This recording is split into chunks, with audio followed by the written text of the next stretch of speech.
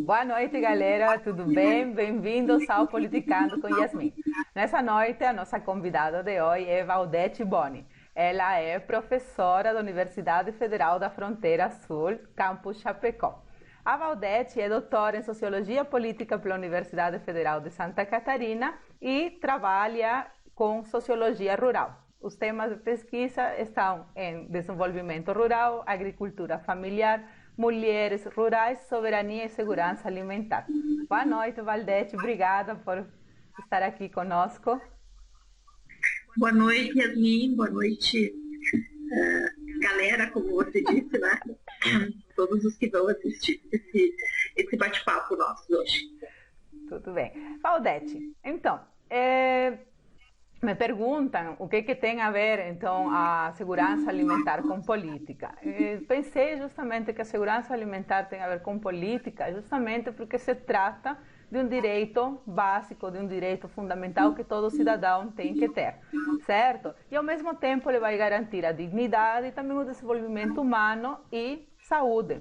Então, o que estava pesquisando para poder bater contigo, né, para poder não falar nada errado, né, é justamente que durante quando se forma a ONU, a Declaração dos Direitos Humanos, né, a Declaração Universal dos Direitos Humanos, de 1948, ela já trata justamente sobre essa ideia do direito, de todo ser humano ter um direito à alimentação.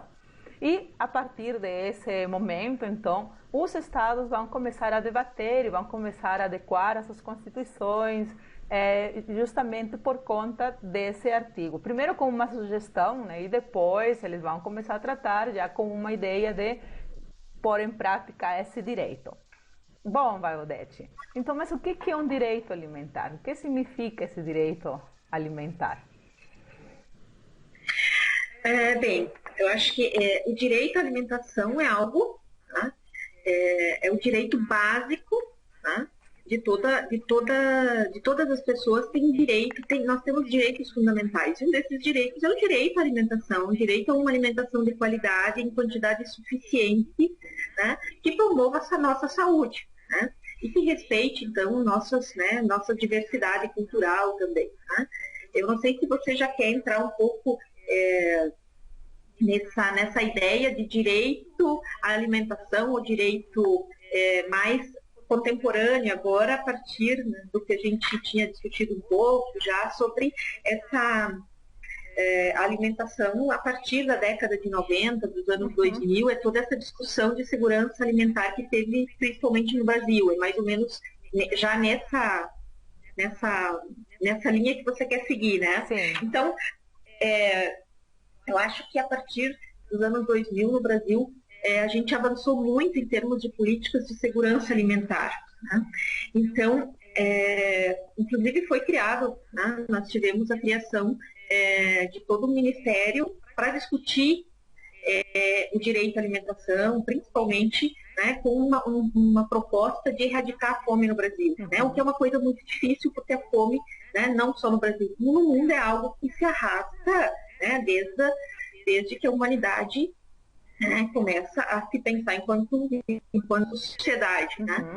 E, como você citou, a própria ONU, ela cria na década de 40, né, a FAO, que é a Organização Mundial para a Alimentação e Agricultura, que é para discutir justamente a fome no mundo. Né?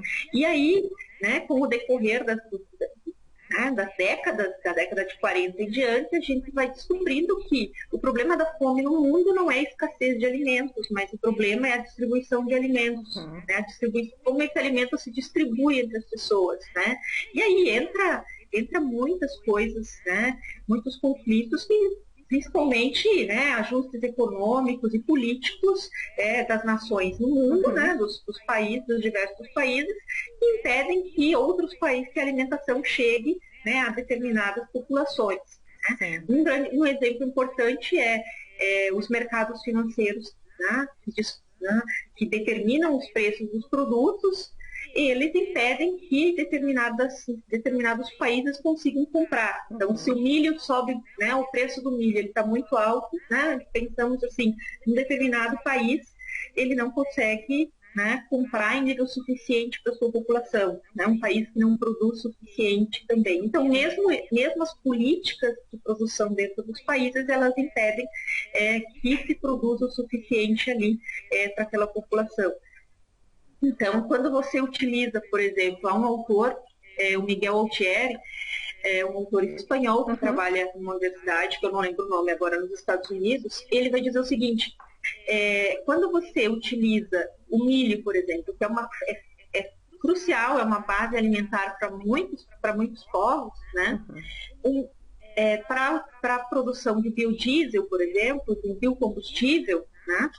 Você faz com que diminua, né, essa oferta para o consumo humano. Né? Ou mesmo quando você utiliza para a produção da ração animal, que é uma coisa também muito, muito forte, né? A nossa alimentação muito baseada, né, na proteína animal. Quando você utiliza muito dos cereais para a produção de ração animal, você diminui a quantidade, tá, de oferta desse produto e o preço dele às vezes sobe. Então, e nem todas as pessoas no mundo conseguem comprar proteína animal em quantidade suficiente, né, para sua alimentação. Então, são diversos fatores que ocasionam, né, o problema, geram o problema da fome, né? Mas esses fatores, eles nunca estão relacionados, quase nunca estão relacionados à produção de alimentos no mundo.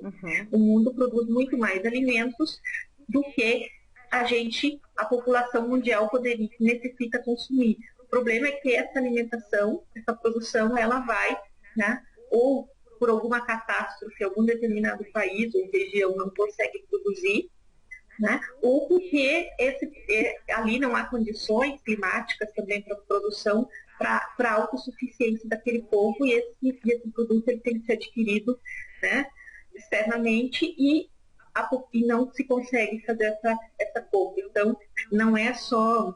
Né, e ele chega no preço em que a população, né, nos níveis, né, de escassez de emprego e de renda, que grande parte da população mundial tem, não consegue adquirir os alimentos suficientes. Então, o grande problema da fome é político e não de produção de alimentos. Isso é uma coisa muito... Isso acho que é o mais importante que a gente tem que falar quando se fala em fome no mundo. É um problema político, não é um problema, né, de produção.